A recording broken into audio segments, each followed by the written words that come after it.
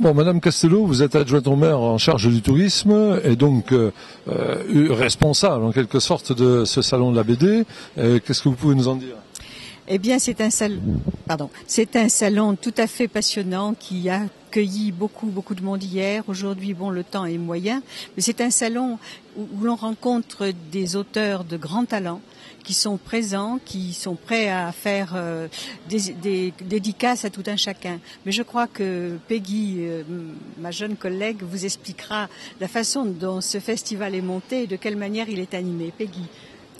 Oui, nous ça fonctionne, donc il y a beaucoup d'auteurs invités en dédicace. On essaye de varier les auteurs, c'est-à-dire de prendre de petite enfance à la BD généraliste, la BD humour et la BD un peu policière noire. Donc on veut proposer de tout au public et parallèlement à ça on fait pas mal d'expositions de planches originales en rapport avec les auteurs qui sont là. Et ensuite vous avez pu voir, il y a les stands d'exposants, des gens qui vendent que des choses en lien avec la BD et le para-BD. Voilà. Merci. Olivier Saüt, vous venez de sortir un titre, Aquila, l'aigle royal. Qu'est-ce que vous pouvez nous en dire ?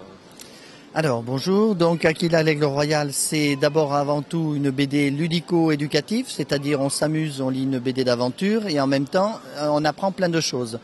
Donc c'est une BD qui raconte toute l'histoire de l'aigle depuis la naissance des oisillons jusqu'au premier envol. Donc je parle aussi en même temps un petit peu des vautours fauves et du gypaète barbu. Donc c'est la découverte de cet animal. C'est la découverte des grands rapaces, c'est destiné aux enfants comme aux adultes? Oui, enfants et adultes, voilà. Alors là, je suis un peu embêté parce que vous avez un crétin qui arrête pas de faire des bêtises. Excusez-moi, c'est Marc Large derrière votre dos, voilà, qui vient de passer, un autre dessinateur de BD dont vous aurez l'occasion de commenter. Ouais. Vous avez d'autres projets, je crois, autour de l'ours avec le parc national. Donc en complément peut-être avec Marc Large qu'on verra tout à l'heure. Voilà, alors justement j'ai demandé à mon ami Marc Large qui est aussi dessinateur de bande dessinée aussi, donc comme il a beaucoup de documentation sur l'ours, donc il me passe plein de tuyaux et ça me permet de monter mon scénario je suis en train de monter sur l'histoire de l'ours, mais de l'ours des Pyrénées. Voilà, je dis bien, l'ours slovène, on verra ça peut-être sur une autre fois. Très bien. Vous êtes aussi l'organisateur, un des organisateurs de ce salon de la BD. Comment se passe celui-ci par rapport au précédent?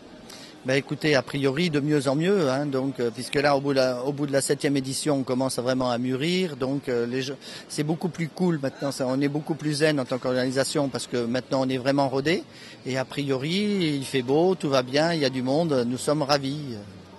Donc satisfait pour cette édition. Écoutez, on est vraiment ravis. L'Office du tourisme et moi-même, et a priori j'ai eu plusieurs échos de personnes, ils nous ont dit on revient surtout l'année prochaine, donc avec grand plaisir, je suis ravi. Merci.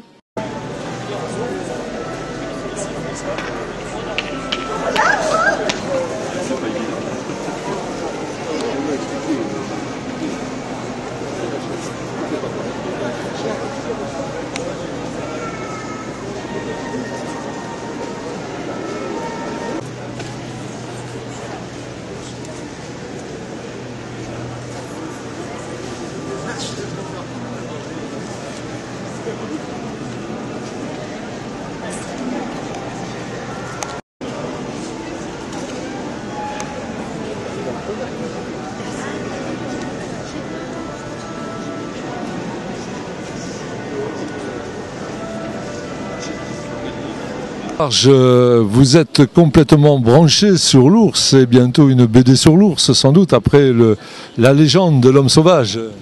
Oui, l'ours, je l'avais déjà abordé plus ou moins dans Pyrénées sauvages, mon premier livre.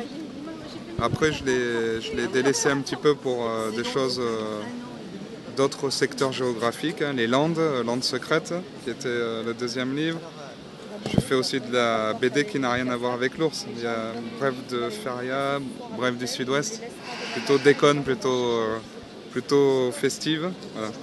Et là, ce roman, c'est un nouvel exercice, le roman, ouais. Ça change du dessin. Est-ce qu'il y a des projets de dessin là? Parce que je vous vois en train de faire une planche avec un ours.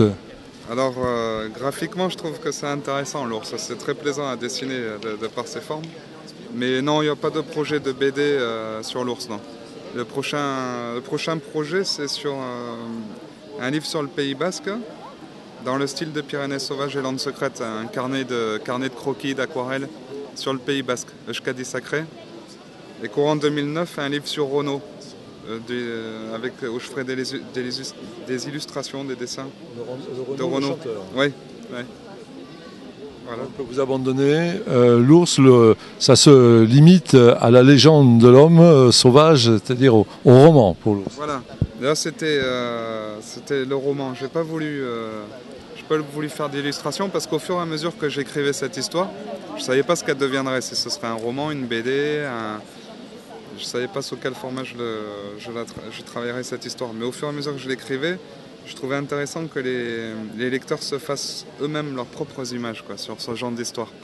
Il y a une part d'imaginaire qui a été interpellée et je ne voulais pas brouiller les pistes en illustrant cette histoire. Je préférais que ça laisse part à l'imaginaire. Voilà. Donc le choix du roman. Voilà. Très bien, merci. Merci bien. C'est bon ?